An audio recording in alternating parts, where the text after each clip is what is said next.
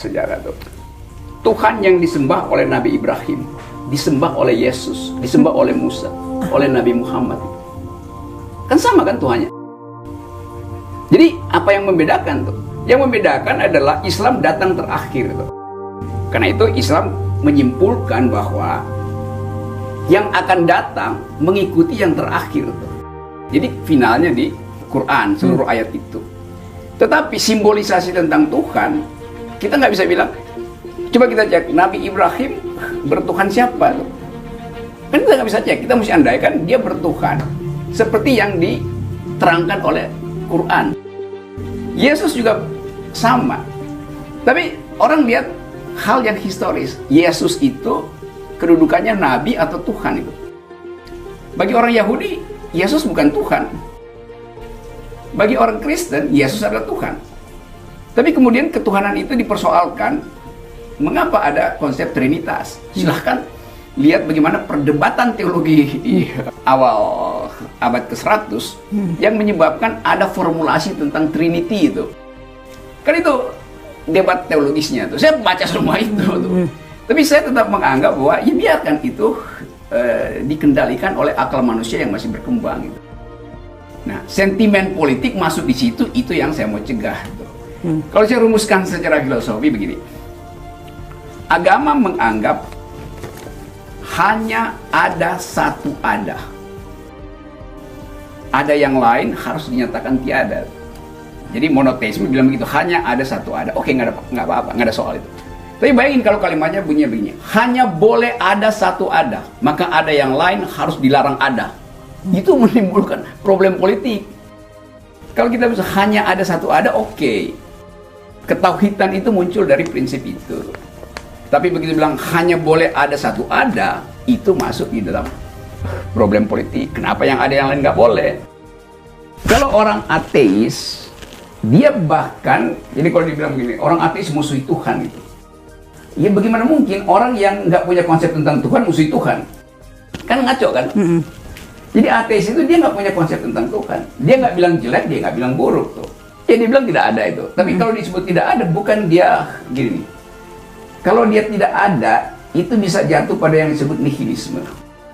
Jadi dia menganggap di dalam ketiadaan itu membuat semua orang merasa nggak perlu bertengkar tuh. Itu ateisme yang nihilistik itu. Tapi di Indonesia terutama, ateis itu dianggap memusuhi Tuhan. Di situ salahnya tuh. Apalagi anti Tuhan. Anti Tuhan artinya dia tahu ada Tuhan kan. Tapi dia anti tuh. Tapi orang ateis nggak menganggap Tuhan itu ada. Jadi ngapain dia musuhin Tuhan? Dia nggak mungkin dia musuhin sesuatu yang dia anggap nggak ada. Itu. Lain dengan antiteis. Antiteis itu memusuhi. Kalau ateis bukan memusuhi. Bedanya itu. Antiteis ya satu politik untuk memusuhi Tuhan. Dan itu kan tidak ada hubungannya dengan agnostik, dengan ateis tadi. Agnostik, saya nggak tahu saya berbuat baik masuk surga apa nggak, saya nggak tahu tuh. Karena itu saya menganggap bahwa ya berbuat baik itu tuntutan manusia, bukan tuntutan agama tuh. Kalau tuntutan agama udah ada standarnya, ini baik, ini buruk, ini baik, ini buruk. Nah itu saya nggak tahu. Jadi misterinya di situ. Orang agnostik itu menghormati kebaikan. Bahkan berbuat baik sebanyak mungkin justru karena dia nggak tahu surga ada apa enggak. Tapi atas dasar etika humanisme, maka dia berbuat baik kan. Karena dia mesti anggap bahwa saya belum tahu. Kalau dia bilang dia udah tahu, ya dia udah jadi orang percaya Tuhan aja kan, nggak ada problem lagi. Tapi semua orang yang agnostik selalu berupaya untuk mengerti mengapa yang belum ada itu dikejar orang tuh. Jadi dia selalu ada dalam kondisi bertanya. Kalau saya tahu sesuatu ada, saya nggak mungkin jadi agnostik tuh. Maka saya anggap itu udah final tuh.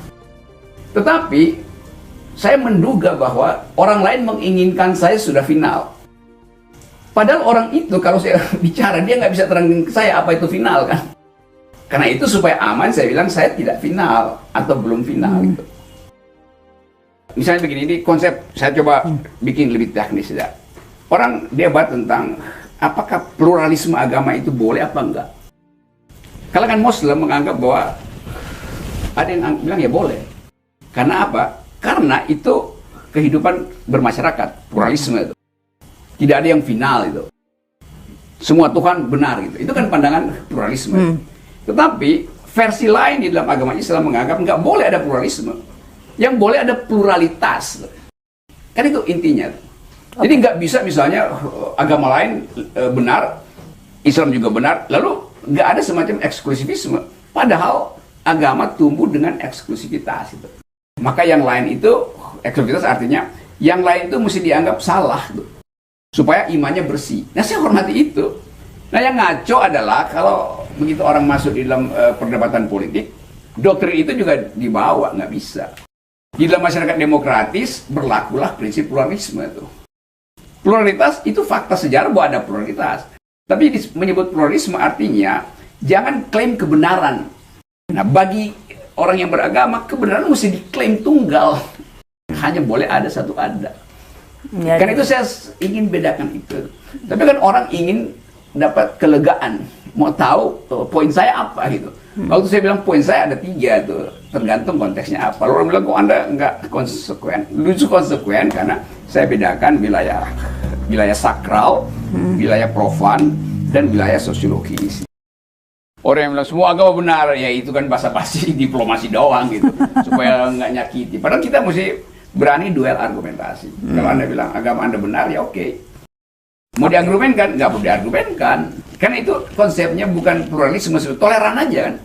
Toleransi itu hal yang Islam kaya dengan diksi dan ayat toleransi itu. Tapi kemudian nanti akan diseret-seret, ya toleran pada situasi ini dong, kalau situasi ini jangan toleran dong. Itu interpretasi orang-orang hipokrit aja sebetulnya. Padahal toleransi itu adalah sunatullah. Demikian juga kemajemukan, demikian juga pluralitas. Nah, yang sialnya di Indonesia ini sialnya, seolah-olah semua orang harus beragama. Padahal agama itu adalah hak, boleh dipakai, boleh nggak dipakai.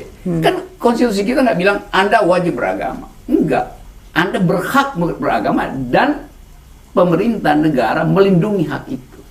Hak apa? Hak masuk surga? Bukan. Hak untuk menjalankan ibadah. Tidak diganggu. Tapi kalau lingkungan agama kan, ya keluarga wajibkan itu.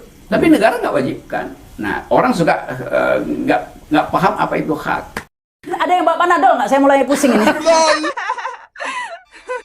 Aduh, ini kalau ke rumah Kak Rocky ini ada banyak buku-buku. Nah, tapi yang menarik ini ada banyak buku-buku yang sebenarnya bukan Kak Rocky yang nulis ini, dari penggemar ya. Ini orang-orang ngumpul-ngumpulin. Ini banyak buku orang dikirim ya, nulis tentang Rocky Gerung. Ini api, akal pikiran Rocky Gerung. Wah, terus ada foto dan terima kasih yang kirim-kirimin. Ya, ini ya. Jadi karena kan Twitter Rocky Gerung ini disuspend atau di apa ya.